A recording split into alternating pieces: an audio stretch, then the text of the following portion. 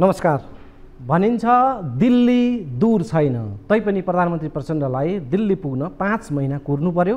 भारी भरकम भिड बोकेर 4 दिने भारत भ्रमणमा निस्किएका छन् प्रधानमन्त्री प्रचण्ड। चासो छ भारतसँग के सम्झौता होला। भारतीय प्रधानमन्त्री मोदीलाई रिजाउन प्रचण्डले देश र जनताको हित प्रतिकूलमा केही गडबडी गर्लान् कि भन्नेमा शङ्का बढी छ। हो, आशाभन्दा बढी शङ्का छ। प्रधानमन्त्री पदको शपथ खाएपछि अघोषित अर्को कसम जस्तै बनेको छ कि पहिलो विदेश भ्रमण भारत नै हुनुपर्ने। प्रधानमन्त्री जोसुकै बनुन्, जुनसुकै दलको बनुन्, भारत भ्रमणका लागि हतार, हडबड र उत्ताउलो प्रस्तुत हुने प्रथा जस्तै बनेको छ। प्रचण्ड त झन् 5 महिना भइसक्दा पनि भारतले भ्रमणमा बोलाउन विलम्ब गरेको भन्दा निकै सन्तापमा थिए। कतिसम्म भने चीनको बोआओमा त्यहाँ एउटा सम्मेलन थियो, सम्मेलनमा प्रधानमन्त्री प्रचण्ड गएनन्। कतारमा नेपाल जस्ता अति कम विकसित देशहरूको सम्मेलन थियो, त्यहाँ पनि प्रचण्ड गएनन्। एसियाका 50 भन्दा बढी देशका सरकार प्रमुख तथा प्रतिनिधिहरू सहभागी भएको महत्त्वपूर्ण बोआओ सम्मेलनलाई प्रधानमन्त्री प्रचण्डले राजनीतिक अस्थिरतालाई कारण देखाएर टारिदिए। तर खास कारण थियो भारतको भ्रमण त भइसकेको छैन, अन्त जान त मिलेन। भारतभन्दा पहिले अरू देश भ्रमण गर्नु डरको मामला बनेको छ यो देशमा। झलनाथ खनाल प्रधानमन्त्री हुँदा उनको पहिलो भ्रमण कम्बोडिया थियो। त्यही कारण भारत भ्रमणमा नगइकन झलनाथले प्रधानमन्त्री कुर्सी छाड्नु पर्यो। भारत भ्रमण नगर्ने नेपालका दुर्लभ प्रधानमन्त्रीमा खनालको नाम चढेको छ। 2065 सालमा पहिलोपटक प्रधानमन्त्री हुँदा प्रचण्डले चीनको पहिलो विदेश भ्रमण गरेका थिए। भारतले असन्तुष्टि जनाएपछि प्रचण्डले सफाईमा भनेका थिए, ओलम्पिक खेलको समापनको अवसरमा सहभागी हुन म चीन गएको हुँ। यो भ्रमण जो चीनको मैले गरेँ, यो अनौपचारिक हो। पहिलो औपचारिक विदेश भ्रमण त म भारतबाटै थाल्नेछु। त्यसपछि फेरि 2075 सालमा प्रचण्ड प्रधानमन्त्री हुँदा चीनले पहिलो भ्रमणको तारतम्य मिलाउन खोजेको थियो। तर प्रचण्डले भारतलाई चिड्याउन चाहेनन् र चीन भ्रमणलाई थाती राखेर पहिलो भ्रमण भारतमै गरेका थिए। यो प्रकारले भौतिक दूरी नजिक भए पनि कूटनीतिक दूरीमा भारत निकै टाढा जस्तो छ, निकै अप्ठ्यारो छ। भारतले नेपाल सहित उसका छिमेकी देशहरूलाई हेप्छ, दङ्ग्ल्याउँछ, हैरानी खेलाउँछ र मौकाप्रस्त बनेर स्वार्थ सिद्ध गर्छ भारतले आफ्ना छिमेकी मित्रहरूसँग। यो भ्रमणमा पनि प्रचण्डलाई आफ्नो स्वार्थमा उपयोग गर्न भारतले हर कोसिस गर्ने त पक्का छ। नेपाल भारत सम्बन्ध जनस्तरमा स्वाभाविक र औसत नै छ, तर राजनीतिक स्तरमा शङ्का, उच्चनीच र कटुतापूर्ण छ सम्बन्ध। हो, भारतीय पक्ष उच्चनीचको मनोदशाले ग्रसित छ, हेपाहा छ, बडे भाइ र ठुले भाइको मनोदशामा छ। नेपाली पक्ष लाचार, कायल, लम्पसार र कपटी पनि छ। कपटी ओली हुन् या देउवा हुन् या प्रचण्ड, 19-20 मात्रैको मामला हो। करिब समान स्तरमा हाम्रा नेता भारतसँग लाचार र गुप्त मनोभावले ग्रस्त छन्। गुप्त मनोभाव, बाहिर खपतका लागि राष्ट्रवादी, भित्रभित्रै कायल र लम्पसार। राजनीतिक लाभ हानि हेरेर भारत मामलामा जनतालाई छारो हाल्न हाम्रा नेता निकै अभ्यस्त छन्। प्रतिपक्षमा हुँदा एन्टी इन्डियन सेन्टिमेन्टलाई हतियार बनाउने, सत्ता पक्षमा हुँदा शरणागत भएर आशीर्वाद थाप्ने, यस म्यान बन्ने, बालुवाटारमै गुप्तचरी भेट गर्ने, ऊभन्दा म कम्फर्टेबल भन्दै खुलेआम भारतलाई रिझाउन उत्रिने। यो प्रकारको स्थिति प्रमुख दल जो सत्तामा पुग्छन् अथवा प्रतिपक्षमा पुग्छन् रवैया फेरिन्छ। प्रधानमन्त्री प्रचण्डले आज भ्रमण जानुअघि भनेका छन्, भारत भ्रमणमा नेपाल राष्ट्रको हितमा केही नयाँ चिज यो पटक बनोस् भन्ने मेरो चाहना छ। चाहनाको कुरा हो यो भ्रमणमा नेपाली जनताले भविष्यसम्म सम्झने केही काम हुने अपेक्षा छ। अपेक्षा र चाहना हेर्नुहोस् है, ठोस यकिन प्रष्ट कुरा केही छैन। बस भविष्यसम्म सम्झने केही काम हुने अपेक्षा भन्दै प्रधानमन्त्रीले केटौले पारामा भारत भ्रमणलाई सुरुमै शुभसाहितमै हल्का बनाइसकेका छन्। प्रधानमन्त्रीले त अपेक्षा होइन, ठोस तयारी, योजना र आफ्ना प्रस्तावहरू त्यो के हुन् त्यसको विस्तृत विवरण नै जनसमक्ष साझा गर्न सक्नु पर्थ्यो, ताकि भ्रमणबारे शङ्का र भ्रम कम, प्रष्टता ज्यादा हुन्थ्यो। पारदर्शी ढङ्गले केवल आफ्नो भ्रमणका तालिकाहरू, आफ्ना योजनाहरू बताउने प्रकारको सम्मको स्थिति बनेन। एउटा भन्छ नि झर्ला र खाउलाको मनोदशा र अपेक्षाहरू बोकेर प्रधानमन्त्री भारत भ्रमणमा निस्कनु यो राष्ट्रिय लज्जाको विषय हो। भारतसँगको अपेक्षा प्रधानमन्त्री स्वयंको व्यक्तिगत एवं पार्टीगत हितका लागि हो, त्यो अपेक्षा होइन देश र जनताको हितका लागि हो भन्ने यो चाहिँ अलि दुविधाग्रस्त छ। यदि उनको त्यो अपेक्षा पार्टीगत हित र व्यक्तिगत हितका भन्दा माथि छ, देश र जनताको हितका लागि हो भने त सुनाएको, बुझाएको अनि आफ्नो दृढता प्रष्टसँग फुकाएको भए पो त राम्रो हुन्थ्यो। हाम्रा यी प्रस्तावहरू हुन्, हामी यी समझदारी एवं सम्झौता गर्न इच्छुक छौँ, हाम्रा शर्त एवं सीमाहरू यी हुन् भनेर पूर्व तयारी, दृढता र पारदर्शिता प्रस्तुत गर्न नसकेको यो भ्रमणका प्रति सुखद अपेक्षा कम, शङ्का ज्यादा हुने नै भयो। त्यो अहिले शङ्कामा छ। अहिले प्रधानमन्त्री भारत भ्रमण शङ्कामा छ। भारत धेरै आयाममा ठुलो त छ, तर चित्तदशा सानो देखिन्छ, बडप्पन छ, उदारता छैन। भारत आकारमा ठुलो हुनु तर व्यवहारमा साँगुरो र कनिष्ठ हुनु छिमेकी देशहरूका लागि दुःख बनेको छ। नेपालको मात्रै मामला होइन, बाँकी भारतका जति पनि छिमेकी देशहरू छन्, भारत एउटा दुःख बनेर प्रकटमा छ। विश्वगुरु बन्ने ध्येय पालेको भारत आफ्नै छिमेकीसँग दुर्भाव पालेर हेपाहा शैलीमा प्रस्तुत हुने गरेको छ। तर नारामा उसले छिमेकी पहिलो अर्थात् नेबरहुड फर्स्ट भन्ने गरेको छ। कथनी र करनीमा विश्वगुरुको तादात्म्यता देखिँदैन। खुला सिमाना र रोटीबेटीको सम्बन्धलाई भारतले मौका प्रस्त पारेर मुखले त ठिक्क पार्छ, यसको व्याख्या हुन्छ रोटीबेटीको सम्बन्धको, निकै तारिफ हुन्छ, तर व्यवहारमा भने जो सीमाको समस्या छ, मतलब सम्बन्ध छ, रोटीबेटीको जो सम्बन्ध छ, त्यसमा भारतले निर्मम अनादर गर्दै आएको छ व्यवहारको तहमा।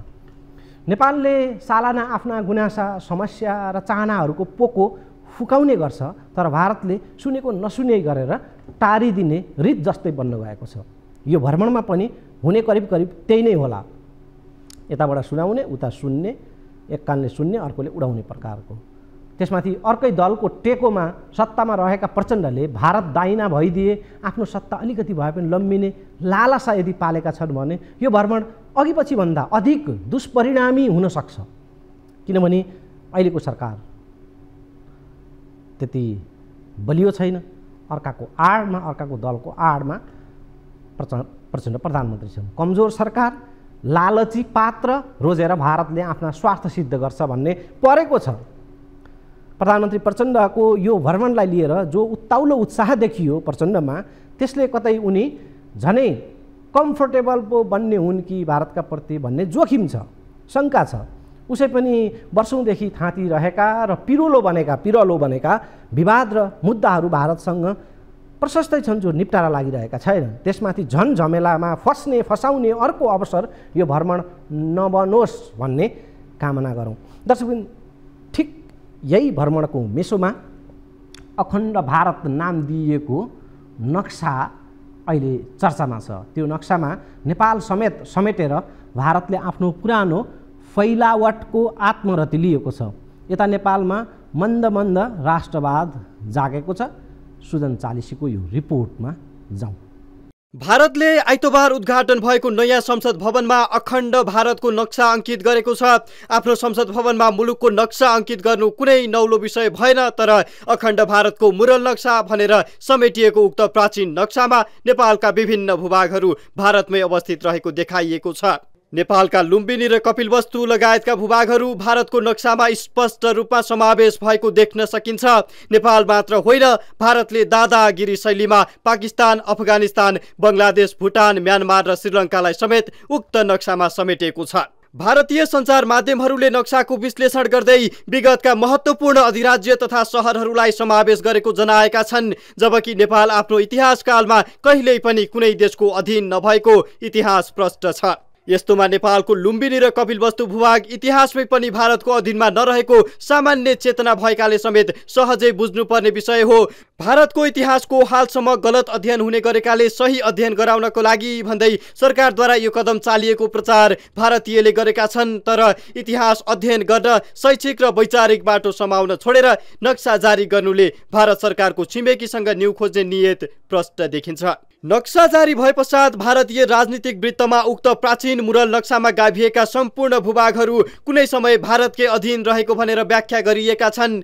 विशेष गरी सत्तारूढ भारतीय जनता पार्टीका नेताहरूले यसलाई खुलेर स्वागत गरेका छन्। भाजपा सांसद मनोज कुडाकले नक्सासँग खिचाइएको तस्बिर सार्वजनिक गर्दै लेखेका छन्, नयाँ संसदमा अखण्ड भारत, यसले हाम्रो शक्तिशाली र स्वनिर्भर भारतको प्रकटीकरण गर्छ।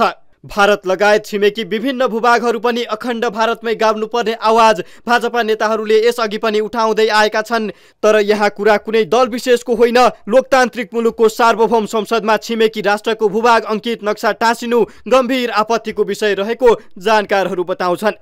प्राचीन अधिनायकवादी इतिहासको झल्को दिने गरी भारतले नक्सा जारी गर्दा नेपालका नेतृत्वले भने यसबारे सार्वजनिक रूपमा प्रतिक्रिया दिने सम्मको हिम्मत गरेका छैनन्।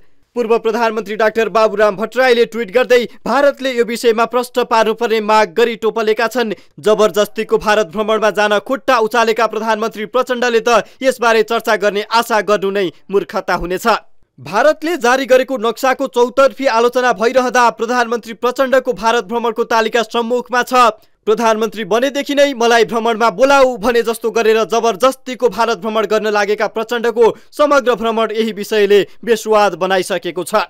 यसै पनि वर्तमान अवस्थामा नेपालका भूभागहरू कालापानी, लिपुलेख र लिम्पियाधुरामा नेपालले आफ्नो अधिकार जमाउन पाएको छैन। नेपालले 2077मा लिपुलेख, लिम्पियाधुरा र कालापानी समेटेर जारी गरेको चुच्चे नक्सामा भारतीय पक्षले चर्को विरोध गरेको थियो। नेपालको नयाँ नक्सालाई स्वीकार गर्नुभन्दा त्यस लगत्तै भारतले ती भूमिहरू समेटेर आफ्नो नयाँ नक्सा सार्वजनिक गर्दै आधिकारिक रूपमै नेपालको चुच्चे नक्साप्रति खबरदारी गरेको थियो। विवादित भूभागको समस्या समाधान गर्नका लागि नेपाल र भारतका प्रभुत्व समूहले तयार पारेको प्रतिवेदन सार्वजनिक गर्नेतर्फ भारतले कुनै चासो दिएको छैन। भारतको चासोको त परको कुरा, नेपालकै प्रधानमन्त्रीहरू पटक पटक भारत भ्रमणमा जाँदा समेत लाचार बनेर फर्किने गरेका छन्।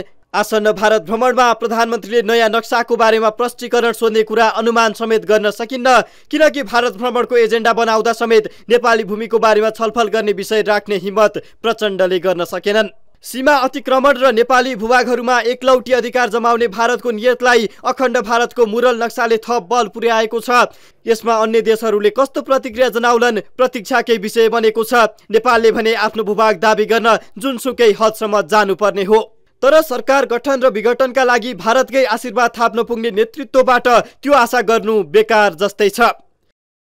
त्यसै पनि यो नक्सा जस्तो अर्को मामला पनि चर्किएको छ यति बेला, र त्यो हो नागरिकता विधेयक। संयोग या सुनियोजित तयारी त्यो के हो यकिन छैन।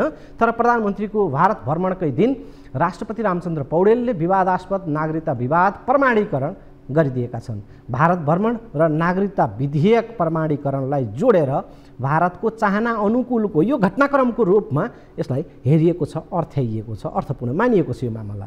यद्यपि मन्त्री परिषद बैठकले नागरिकता विधेयक प्रमाणीकरण गर्न राष्ट्रपतिलाई यसअघि नै आग्रह गर्ने निर्णय गरेको थियो। त्यो आजको निर्णय थिएन, मन्त्री परिषदको निर्णय अलि पुरानो थियो। आज चाहिँ भ्रमणकै दिनमा राष्ट्रपतिबाट त्यो प्रमाणीकरण भएको छ। यसमा हेक्का राख्नुपर्ने र स्मरणमा रहनुपर्ने कुरा के छ कि दुवै सदनबाट पारित भएको यही नागरिकता विधेयक प्रमाणीकरण गर्न तात्कालीन राष्ट्रपति विद्यादेवी भण्डारीले इन्कार गरेकी थिइन्। भण्डारीले प्रमाणीकरण नगरी संसदमा फिर्ता पठाएको त्यो घटनाक्रमले तत्क्षणमा निकै तरङ्ग पैदा गरेको थियो राजनीतिक वृत्तमा। संसदबाट जस्ताको तस्तै पुनः प्रमाणीकरणका लागि भण्डारी कहाँ फेरि त्यो पठाइयो पनि, तर उनले फेरि पनि मानिनन्। तर अहिले राष्ट्रपति रामचन्द्र पौडेलबाट सोही विधेयक जस्ताको तस्तै प्रमाणीकरण भएको छ। यसलाई एमालेले मुद्दा बनाएको छ। यो प्रमाणीकरण मान्य नहुने मत पनि छ। केही कानुनका जानकारहरूले समेत पहिलेको संसद अहिले नरहेको अवस्थामा त्यो संसदले अघि सारेको विधेयक पनि स्वतः निष्क्रिय हुने, मृत हुने भन्दै नयाँ संसदबाट पारित हुनुपर्ने यदि जाने हो भने, नत्र भने यो ठिक भएन भनेर तर्क गरेका छन्। यही विषयमा नागरिकता प्रकरणको सन्दर्भमा यो अर्को रिपोर्टमा जाउँ। राष्ट्रपति रामचन्द्र पौडेलले नागरिकता विधेयक प्रमाणीकरण गरेका छन्। यसअघि पूर्व राष्ट्रपति विद्यादेवी भण्डारीले दुई पटक संसदबाट पारित भएको विधेयक गैरकानुनी ढङ्गबाट रोकिदिएकी थिइन्। संसदको कार्यकाल र राष्ट्रपति समेत परिवर्तन भइसकेको अवस्थामा अब राष्ट्रपति कार्यालयमै अलपत्र रहेको उक्त विधेयकको कुनै संवैधानिक अवशेष बाँकी नरहेको भनी कानुनका जानकारहरूले खबरदारी गर्दा गर्दै पौडेलले विधेयक प्रमाणीकरण गरिदिए। संविधानको टाउकोमा टेकेर विद्यादेवी भण्डारीले जसरी दुई पटकसम्म विधेयक प्रमाणीकरण नगरी रोकेकी थिइन्, हाल कुनै पनि कानुनी अवशेष बाँकी नरहेको विधेयक प्रमाणीकरण गरेर राष्ट्रपति पौडेलले संविधानको दुरुस्तै अवज्ञा गरेका छन्। राष्ट्रपति पौडेल उनै हुन् जसले निर्वाचित हुने बित्तिकै गणतन्त्र मुलुकको राष्ट्रपति कस्तो हुन्छ अब म देखाउँछु भन्दै हुङ्कार गरेका थिए। ठुलो तामझाम नगरेर सामान्य सवारी गर्दै जनताको विश्वास जित्न खोजेका राष्ट्रपति पौडेलले नागरिकता विधेयक प्रमाणीकरण गरिदिएर फेरि एकपटक राष्ट्रपति संस्थामाथि नै कालो धब्बा लगाइदिएका छन्। विधेयक पास गरेर उनले प्रचण्ड देउवालाई राष्ट्रपति बनाइदिएको गुण त तिरिदिए, तर यसले संविधान र राष्ट्रलाई पार्ने प्रभावले भने भविष्यमा उनी आफैलाई नधिक्कारला भन्न सकिन्न। कुरा विधेयकलाई कसरी प्रमाणीकरण गरियो भन्ने मात्र होइन, विधेयकभित्रको प्रावधानलाई दलहरूले कति संवेदनशील मानेका छन् भन्ने विषय महत्त्वपूर्ण छ। यसअघि संसदको राज्य व्यवस्था तथा सुशासन समितिले दिएको सुझाव सहितको प्रतिवेदनलाई रद्दीको टोकरीमा फालेर सरकारले प्रतिनिधि सभाको दुवै सदनबाट विधेयक पारित गराएको थियो। नेपाली नागरिकसँग विवाह गरेर आउने महिलालाई तुरुन्तै नागरिकता प्रदान गर्ने प्रावधानलाई सच्याउनु पर्नेमा ओली, देउवा र प्रचण्ड लगातार प्रधानमन्त्री हुँदा समेत कसैले त्यसलाई सच्याउनु जरुरी ठानेनन्। हेरौँ है त कस्तो छ नागरिकता विधेयकमा दलहरूको स्वार्थ र मनोमानी। ओली प्रधानमन्त्री नियुक्त भएको करिब 1 वर्षपछि नागरिकता ऐन 2063 लाई संघीय कानुन अनुसार बनाउन भन्दै गृह मन्त्रालयले 2075 साउन 22 गते नयाँ विधेयक प्रतिनिधि सभामा दर्ता गरेको थियो। प्रतिनिधि सभाले उक्त विधेयकमाथि दफावार छलफल र संशोधन गर्न राज्य व्यवस्था तथा सुशासन समितिमा पठायो। समितिले वैवाहिक अङ्गीकृत नागरिकता लिनका लागि उमेर हदको प्रावधान राखेको थियो, तर ओलीले संसद विघटनको मौका छोपेर अध्यादेश मार्फत 7 वर्षे उमेर हदलाई गायब बनाइदिए। ओलीले त्यसबेला नै राष्ट्रपति भण्डारीलाई प्रयोग गरेर यो अध्यादेशलाई प्रमाणीकरण गराइसकेका थिए, तर सर्वोच्चले ओलीको उक्त कदमलाई खारेज गरिदियो। राष्ट्रपतिले हाल नागरिकता विधेयक प्रमाणीकरण गरिसकेपछि नागरिकताबाट वञ्चित रहेका लाखौं नेपालीले नागरिकता लिने बाटो खुलेको छ। तर खतरा के रहन्छ भने वैवाहिक अङ्गीकृत नागरिकताको विषयमा पहिलेकै व्यवस्था कायम रहँदा विदेशी महिलाले नेपालीसँग विवाह गरेकै दिन नेपाली नागरिकता ग्रहण गर्न पाउनेछन्। यसको प्रत्यक्ष असर सीमा क्षेत्रमा पर्ने पक्का छ। विवाह गरेर नेपाल भित्रिने भारतीय महिलालाई एउटा हातमा मङ्गलसूत्र र अर्को हातमा नागरिकता बाँड्ने नीतिमा रोक लगाउन सरकारले कुनै चासो देखाएन। अझ प्रधानमन्त्रीको भारत भ्रमणकै दिन यो विधेयक प्रमाणीकरण हुनुले त भारतलाई खुसी पार्नकै लागि यस्तो गरिएको हो कि भन्ने आशंका जनमानसमा उब्जाएको छ। यो प्रावधान रोक्नकै लागि केपी ओली नेतृत्वकै सरकार हुँदा संसदको राज्य व्यवस्था समितिमा 2 वर्ष बढी छलफल गरी नागरिकता विधेयक दर्ता गरिएको थियो। तर त्यो व्यवस्थामा जानुभन्दा ओलीले अध्यादेश नै ल्याएर नागरिकता वितरण गर्ने बाटो समाएका थिए। त्यसपछि शेरबहादुर देउवा प्रधानमन्त्री हुँदा फास्ट ट्र्याक मार्फत अङ्गीकृत नागरिकता सम्बन्धी प्रावधान हुबहु पारित गरेर विधेयक ल्याए। सोही विधेयक विद्यादेवीले अड्काउँदा हाल प्रचण्ड नेतृत्वको सरकारले नयाँ राष्ट्रपतिको माध्यमबाट पारित गराउन सफल भएको छ।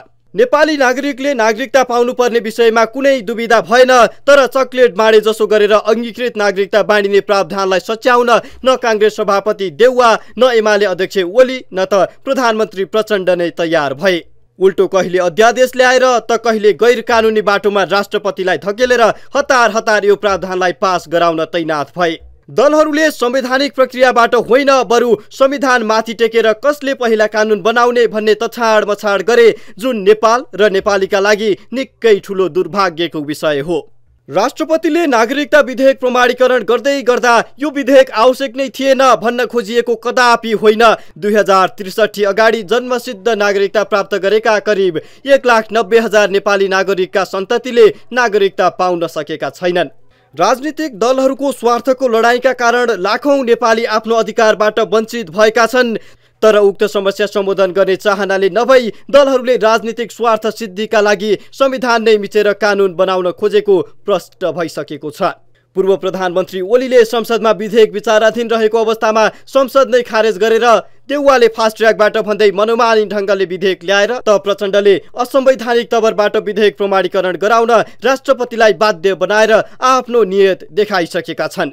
दलहरूले आफ्नो नैतिकता त गुमाएका छन् नै, राष्ट्रपति संस्थामाथिको जनविश्वास समेत चकनाचुर पारिदिएका छन्।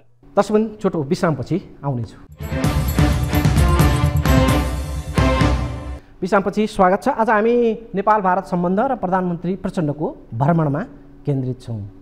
केही विज्ञ र टिप्पणीकर्ताहरूले तर्क गर्दै भन्ने गर्छन् कि जब जब नेपालमा प्रधानमन्त्री भ्रमणका लागि भारत जान्छन् तब तब नेपालमा देशभक्तहरू आतङ्कित भएर बस्नुपर्ने स्थिति बन्छ। देशभक्तहरू किनभने देशका प्रधानमन्त्रीले राष्ट्रहित विपरीत कुनै सम्झौता गरिदेलान् कि भनेर एउटा खालको चिन्ताको संशयको वातावरण बन्ने गर्छ।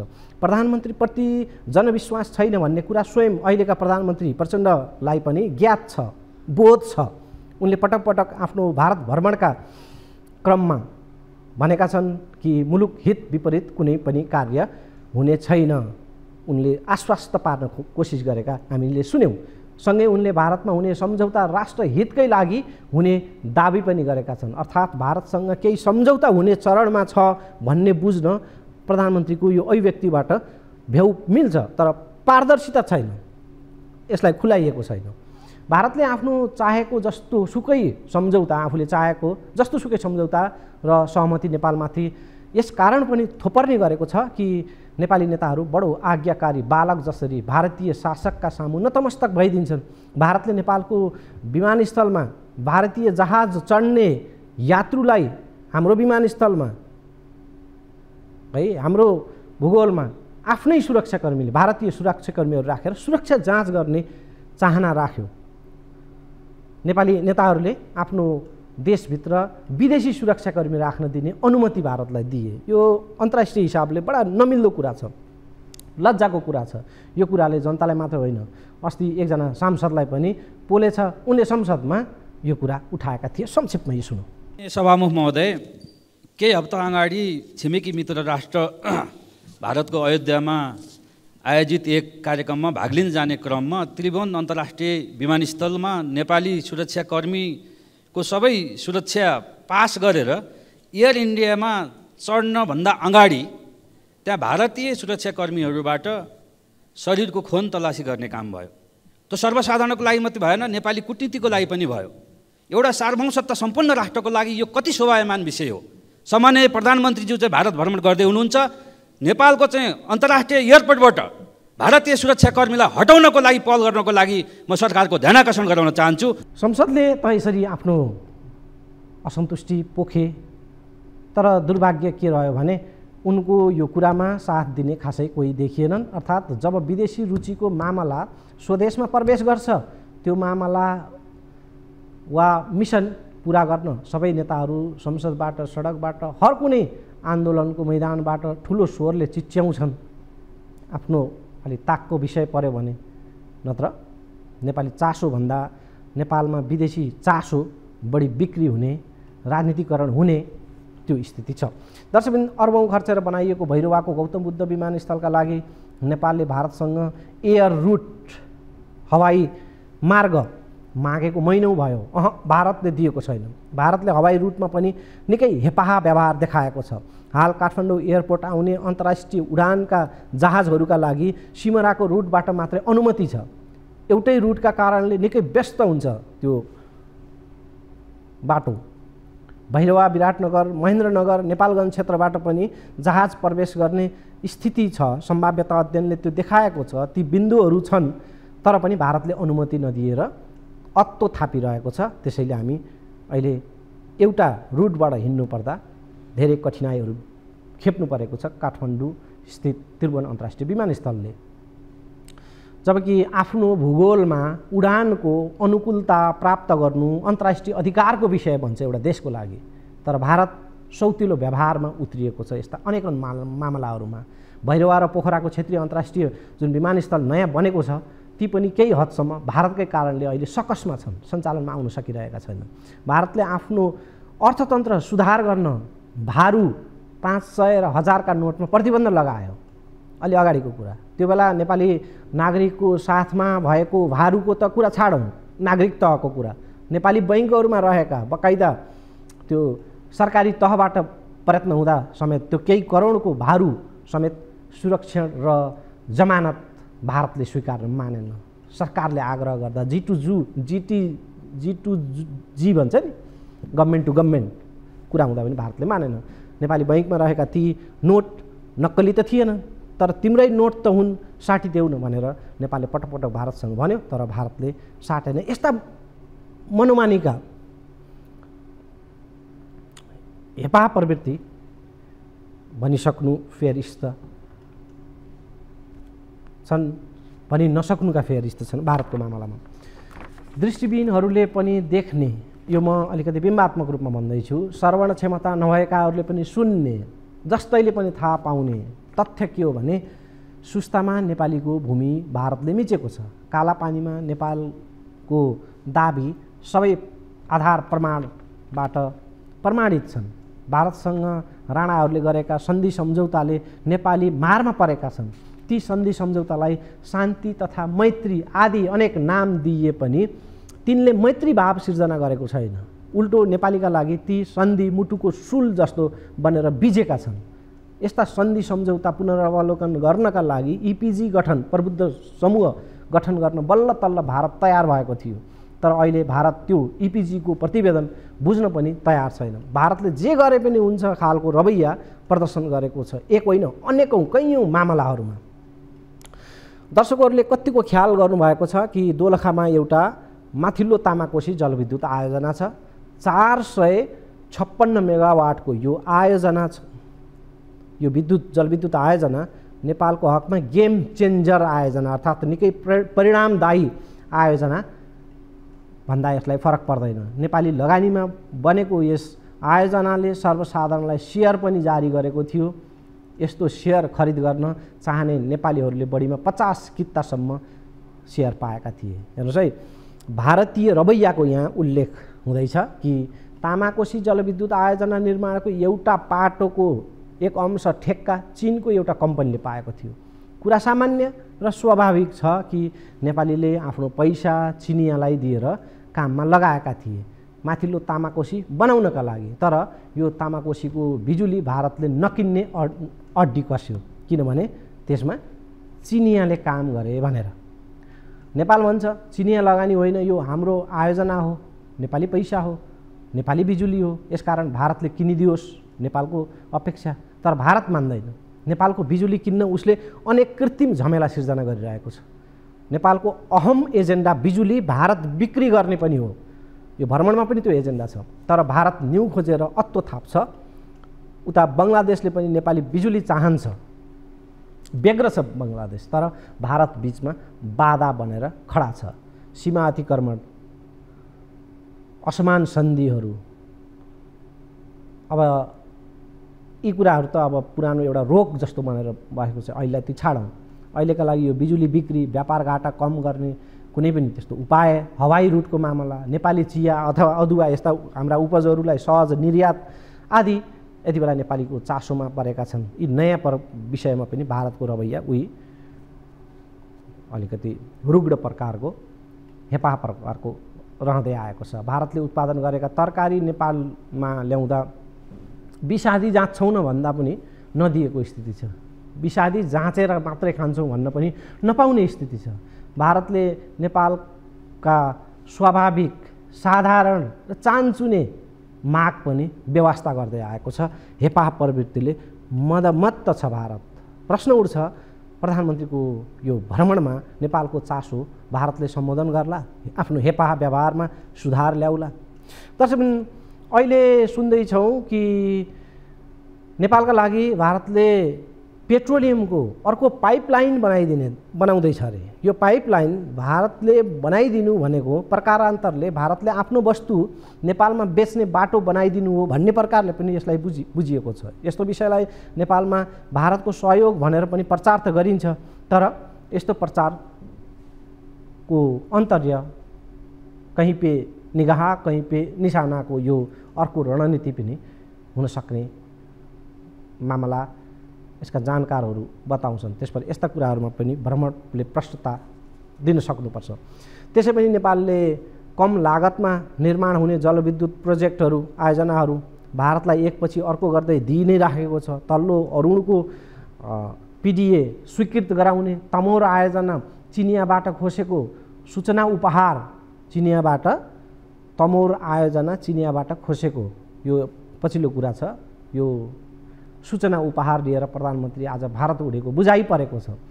कतिपयले त असंवैधानिक तवरबाट नागरिकता विधेयक प्रमाणीकरण गरिएको, गैर कानुनी ढङ्गले रेशम चौधरीलाई रिहा गरिएको पनि भारतकै लागि चढाइने उपहारको अंश भनेर यो भ्रमणसँग जोडेर व्याख्या गरिरहेका छन्। यसरी नेपालले आफ्ना प्राकृतिक स्रोत साधनमा भारतलाई एकपछि अर्को गर्दै हिस्सेदार बनाइरहँदा भारतले चाहिँ नेपालसँग विकासमा हातेमाले गरेको छैन। भारतको संलग्नता, त्यो उदारता खोइ भनेर प्रश्न उब्जिने गरेको छ। केही मानिसहरूले एम्बुलेन्स दिएको, भारतको गणतन्त्र दिवसमा पत्र पत्रिकाहरूलाई विज्ञापन दिएको, कुनै युगमा सडक बनाइदिएको, वार्षिक 10-12 खर्बको नाफा व्यापार गरेर भारतले वार्षिक 10 अर्ब जति बाटोमै बजेटमै राखेर अनुदान दिएको, यस्ता केही खुद्रा चिजहरू छन्, त्यसलाई योगदान मानेका छन्। यता नेपालमा जलविद्युतको अथाह क्षमता छ, उता भारतमा ऊर्जा सङ्कट छ, तर नेपाल र भारतको सहयात्रा जमेको छैन।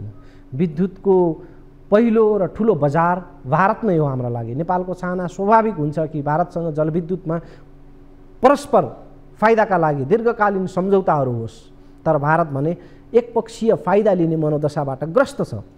असमान भारतीय नीतिका कारण नेपाल सधैँ चेपुवामा परेको जगजाहेर नै छ। यस्तोमा नेपाली चासो प्रधानमन्त्री प्रचण्डले भारतीय समकक्षी नरेन्द्र मोदीसँग खुलेर राख्न सक्लान्।